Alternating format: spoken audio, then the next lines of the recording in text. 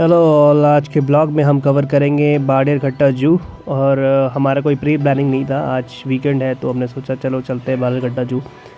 बाड़ेर घट्टा it is in Bangalore and हमने उसके लिए ओला कार की है, हायर्ड कैब है, दैट विल बी गुड। अपनी गाड़ी से भी जा सकते थे बट सबके साथ जाने का मज़ा अपना ही है और ब्लॉगिंग आप खुद ड्राइव करते वक्त नहीं कर सकते, that's why we have chosen the Ola cab.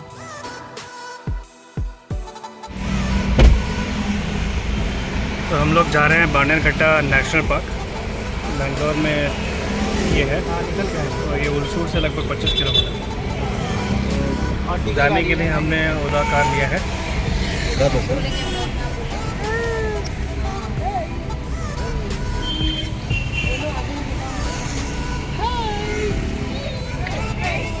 यहाँ का नियरेस्ट मेट्रो स्टेशन है हलसरू, उलसूर से जहाँ हम रहते हैं।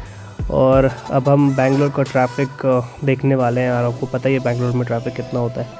सो मेट्रो स्टेशन पैरेलली रोड के साथ चल रहा है, you can see metro flyover.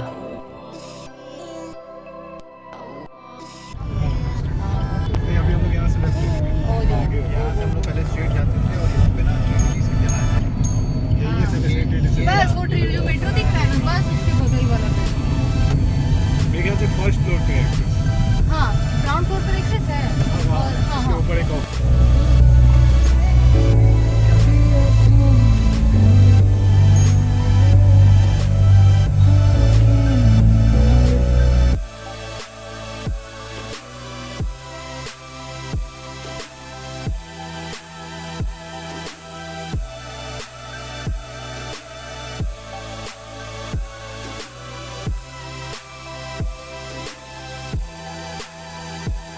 Bangalore में वैसे बहुत सारी चीज़ें हैं, आप देख सकते हैं, वहाँ पे देखने के लिए बहुत कुछ है, घूमने के लिए बहुत कुछ है। इसी रोड में अगर हम सीधा चलेंगे तो हम HSR लेआउट की तरफ आगे बढ़ेंगे। इसी रास्ते में इलेक्ट्रॉनिक सिटी इसी रास्ते में पड़ता है, कोरमंगल इसी रास्ते में पड़ता है। फिर आगे से अगर हम राइट की तरफ जाएंगे तो हमको BTM लेआउट लगेगा, जो भी मतलब बैंगलोर के जो फेमस प्लेसेस हैं वो आपको इसी रोड पे पड़ता है। डेटाबेस जाइंट ओरेकल का ऑफिस भी हमने देखा अभी जस्ट, आप लोग भी देख सकते हैं। और हम यहाँ से थोड़ा आगे जाने के बाद हम बाड़ेर घट्टा के लिए राइट लेने वाले हैं। और अपने टॉप 3 IIMs में IIM बैंगलोर का नाम तो आपने सुना ही होगा। ये रहा IIM बैंगलोर का मेन गेट, काफ़ी बड़ा कैंपस है इनका, Indian institute of management. IIM Bangalore के बारे में कहें तो वर्ल्ड वाइड फाइनेंशियल टाइम्स जो एक मैगजीन है, उन्होंने रैंक दिया है इसको वर्ल्ड में 53 इन टॉप ग्लोबल MBA रैंकिंग। यहाँ से MBA करने के लिए आपको CAT का एग्ज़ाम देना पड़ेगा या फिर आप GMAT भी दे सकते हैं। एनीवे, इस ब्लॉग में मैं ये नहीं बता रहा हूँ कि आप MBA कहाँ से करें और कैसे करें। ये अभी लेफ़्ट साइड में आपको एक बिल्डिंग दिखी थी, वो है क्राइस्ट यूनिवर्सिटी। बैंगलोर में बहुत सारी चीज़ें देखने के लिए, बट अगेन सिटी लाइफ है, कुछ लोगों को पसंद।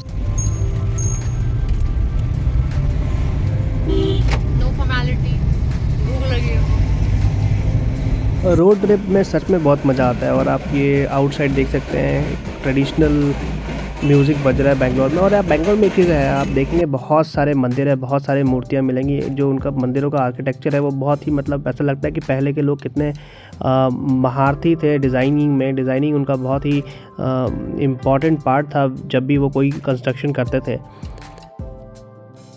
तो बेंगलोर की हिस्ट्री भी काफ़ी अच्छी है। यहाँ पे वेस्टर्न गंगाज और चोलाज या होयसला डायनेस्टी ने रूल किया है कैंपेगौड़ा के आने के पहले, लगभग 1537 CE जो टाइमिंग मिलता है हमें। और मेरा बेटा आगे आने की कोशिश कर रहा है, he wants to sit near driver seat. उसको स्टीयरिंग घुमाने की एक अच्छी आदत है।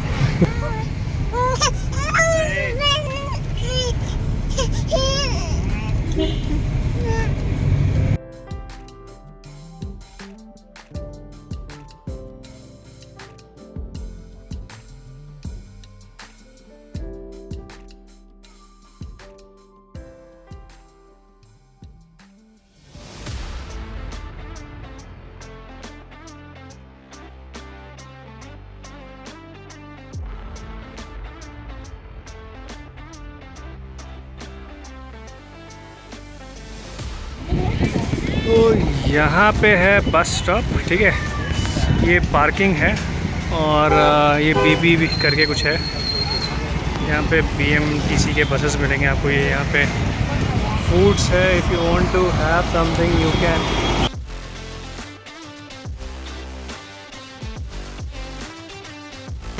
बसेस आपको यहाँ पे मिलेंगी और ये एंट्री है। यहाँ पे पार्क एंड होटल रिजॉर्ट्स वगैरह सब कुछ है, मतलब बहुत सारी चीज़ें मिल जाएंगी, ठीक है, रेस्टोरेंट वगैरह।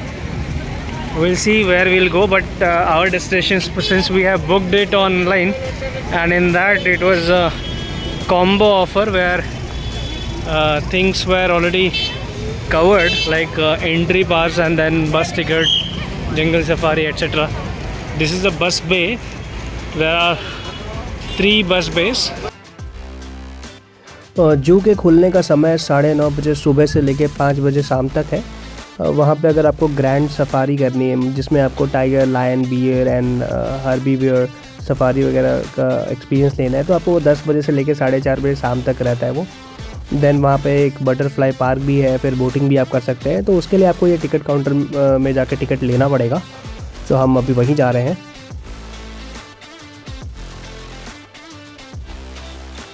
थोड़ा जू के टाइमिंग के बारे में मैं आपको बता देता हूँ। एवरी ट्यूसडे जो है हॉलीडे रहता है, तो अगर आप ट्यूसडे को प्लान कर रहे हैं जू घूमने का तो ना ही करें, जू बंद मिलेगा आपको।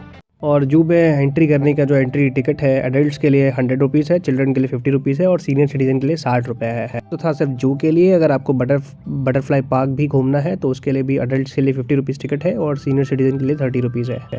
लेकिन अगर आप जू और सफारी दोनों दिमाग में लेके चल रहे हैं तो आप अलग से टिकट ना लें, आप सिर्फ एक सफारी का टिकट लें जिसमें जू और सफारी दोनों साथ में कवर होता है। और इसी गेट से हम जू के अंदर दाखिल होंगे। तो मैं आपको नॉन AC बस, अगर आप सफारी ले रहे हैं जू प्लस सफारी, तो आपको जो एडल्ट का पर पर्सन टिकट है वो 330 रुपये है, 330 रुपीज़।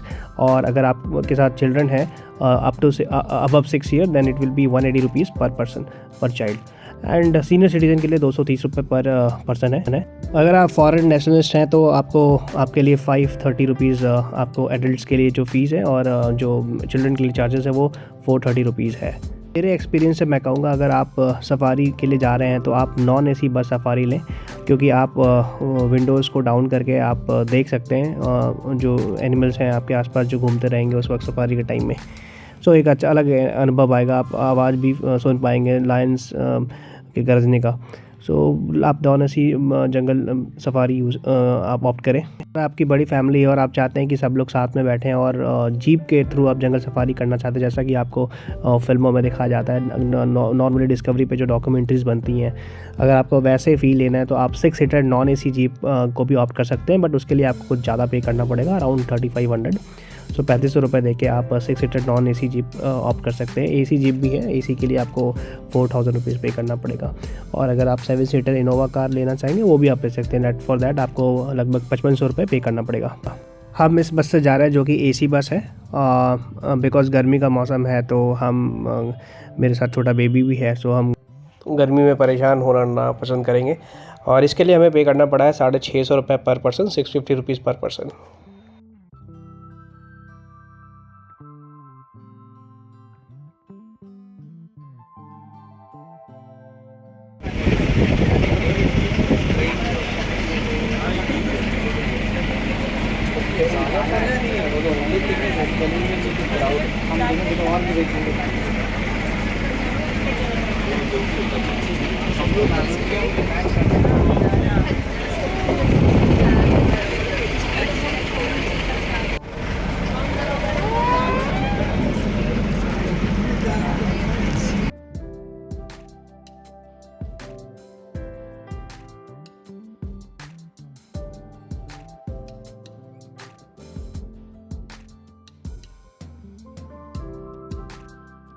और यहाँ से शुरुआत होती है बटरफ्लाई पार्क की, बट हम वो कवर करेंगे लौटते वक्त। अभी हम जा रहे हैं जंगल सफारी की ओर। और ये रास्ता काफ़ी पतला है और एक बार में एक ही बस जा सकती है। और आप देख सकते हैं बाउंड्री वॉल से घेर के रखा गया है, उसमें बड़े बड़े जानवर होंगे। और आपको ये पूरा जंगल का एरिया है, पहाड़ पे बसा हुआ है। कभी ये इलाका, अगर आप इसकी हिस्ट्री में जाएंगे तो आपको मालूम चलेगा कि ये रामायण काल में जो वन होता था दंडकारण्य, उसका ही हिस्सा ये भी था।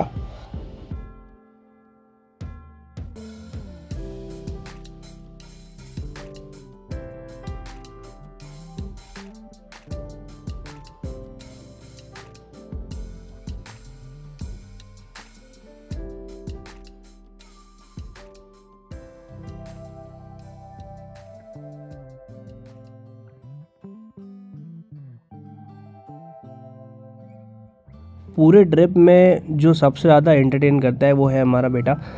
मेरा बेटा अभी 1 साल का हो चुका है। ये वीडियो मैं लेट पोस्ट कर रहा हूँ, अभी उसकी एज 1 साल 3 महीने है और आप देख सकते हैं he is enjoying the trip. ये अपने चाचा के साथ बैठा है और चाचा के साथ ये बहुत मज़े करते हुए जा रहा है। जो इसका पहला जंगल सफारी है और हमारे जंगल सफारी में हमने पहला जानवर जो देखा है वो है सांबर। सांबर के बारे में आपको पता होगा, ये हिरण की प्रजाति का ही जीव है और ये इंडियन सब कॉन्टिनेंट और जो साउथ ईस्ट एशिया है वहीं पाया जाता है। और मैं आपको एक चीज़ और बता दूं, ये जो हमारा IUCN है इन्होंने 2008 में इसको रेड लिस्ट में रखा था। इसका मतलब ये विलुप्त होती हुई प्रजाति है। एवरेज जो वेट होता है इस जीव का वो लगभग 180 किलो होता है और इसका साइंटिफिक नेम होता है रूसा यूनिकॉलर। ये बहुत ही दिखने में एकदम हिरण की तरह। ज़िंदगी कहते हैं बहुत छोटी होती है, बट मुझे लगती है ज़िंदगी काफ़ी बड़ी होती है और आप इसी ज़िंदगी में सब कुछ अचीव कर सकते हैं। थोड़ा सा वीडियो को मैं यहाँ फास्ट फॉरवर्ड मोड में लेके चल रहा हूँ ताकि हम जल्दी कवर कर पाएँ।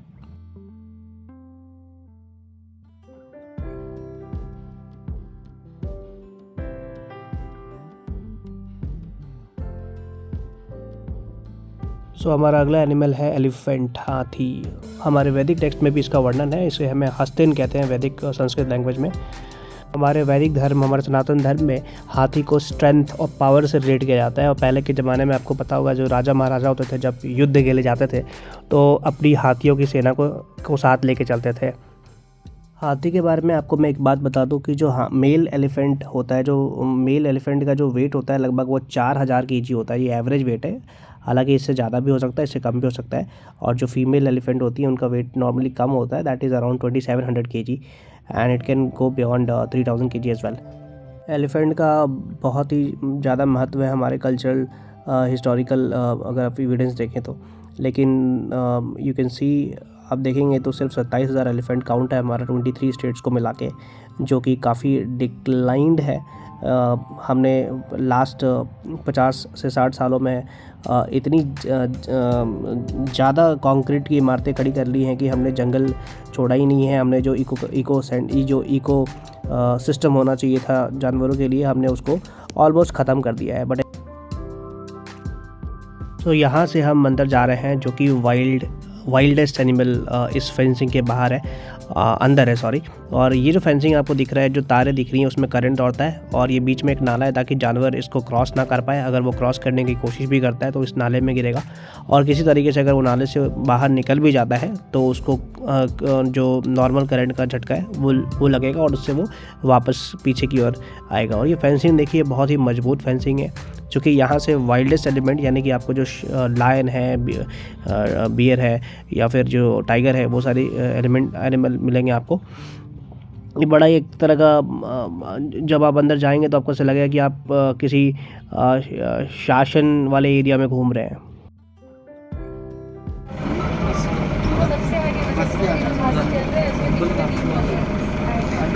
बस के आगे भालू है, बस के आगे भालू है।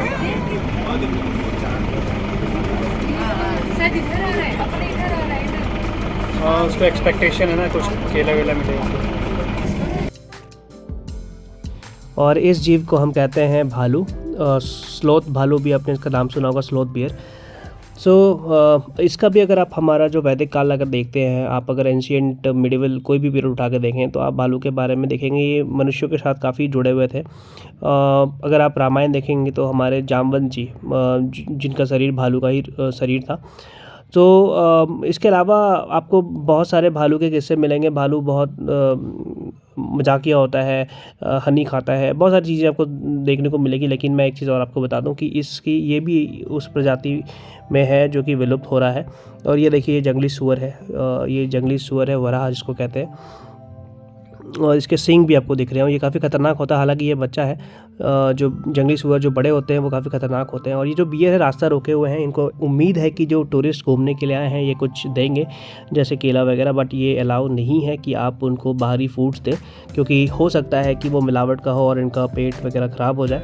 सो फिर वो एनिमल जो हस्बेंड्री है यहाँ पे उनको फिर झेलना पड़ता है सारी चीज़ें। तो आप कोई भी चीज़ बाहर से लाके ना दें, चिप्स वगैरह तो बिल्कुल ना दें।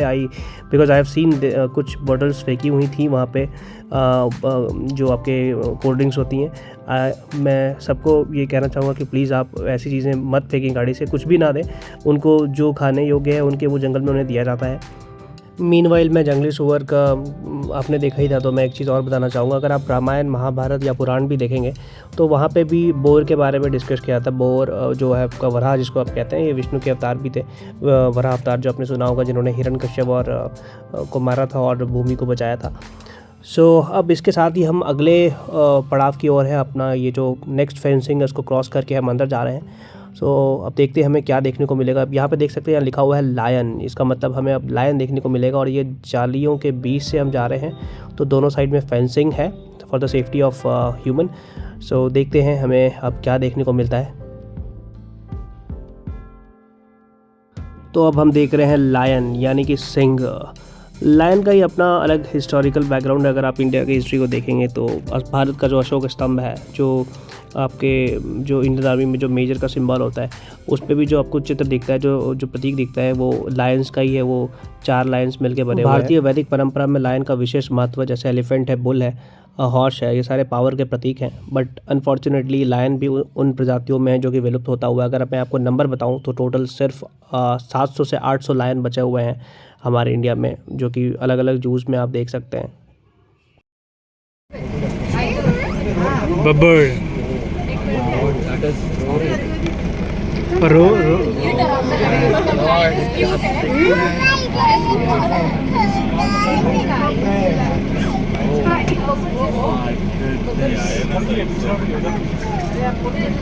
उधर वाइट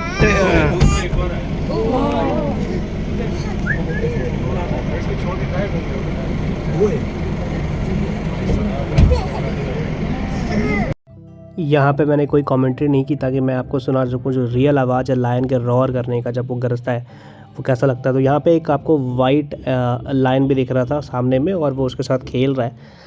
सो काफ़ी अच्छा रोमांचक अनुभव था। और यहाँ पे हमने बहुत पास से लायन को देखा है।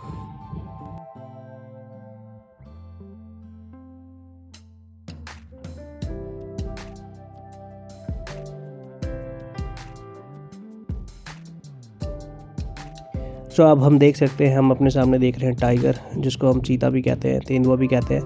ये भी बहुत ख़तरनाक होता है, वाइल्ड एलिमेंट है, बहुत पावर होता है। मैंने इनकी लड़ाइयाँ भी देखी हैं डॉक्यूमेंट्री में, आप अक्सर देख सकते हैं डिस्कवरी पे जो आती थी पहले।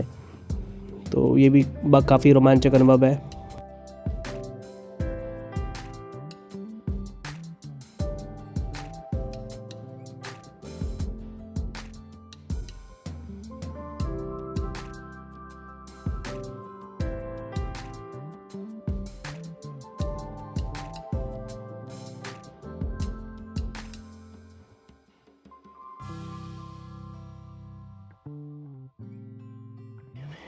अक्टूबर नवंबर का जो महीना होता है बेंगलोर घूमने के लिए काफ़ी अच्छा रहता है। गर्मी भी ख़त्म हो रही होती है और ठंड का शुरुआत होता है और मौसम भी काफ़ी अच्छा रहता है।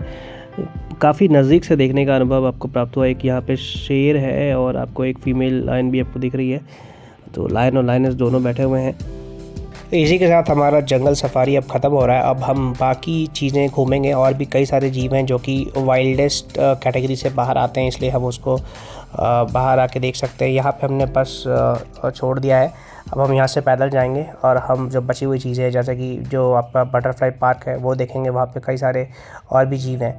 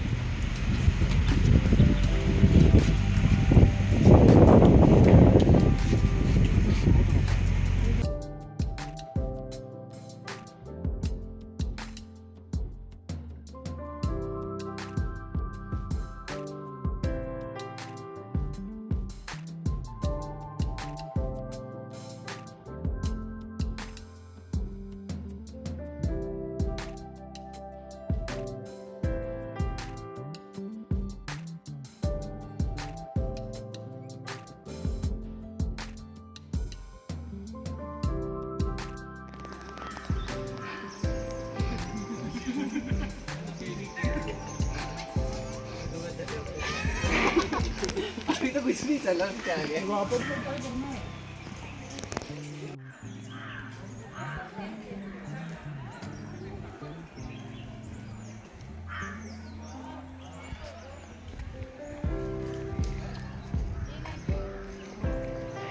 जंगल में कितनी शांति है, आपको ये अनुभव हो रहा होगा, इसलिए मैं कुछ बोल नहीं रहा, मैं बस आपको फील करने के लिए कह रहा हूँ। सो आप भी फील कीजिए, मैं भी फील कर रहा हूँ। बटरफ्लाई,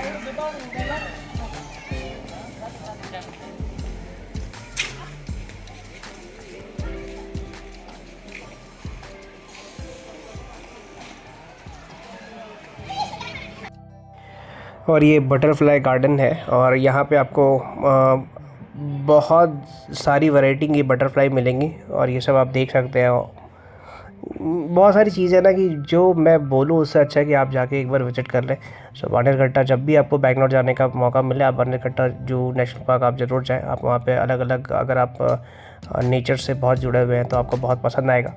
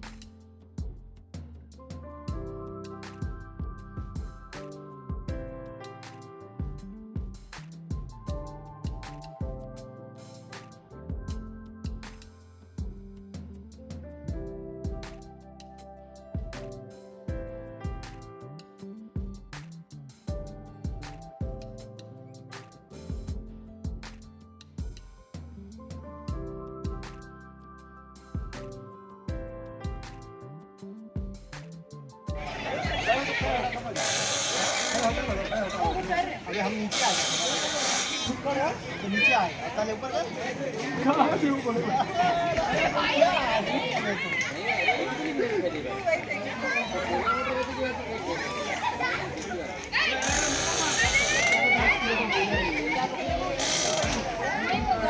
आजा आजा उसको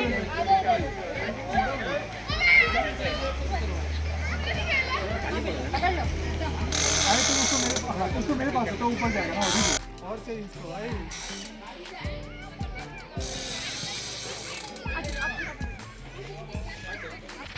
इसी के साथ हम अपना ट्रिप यहीं पे एंड करते हैं। तो हमने बहुत एंजॉय किया बांधरकट्टा नेशनल पार्क और काफ़ी सुकून का अनुभव प्राप्त किया। यहाँ पे जो नेचर था वो काफ़ी करीब से देखा हमने, जंगली जीव देखे।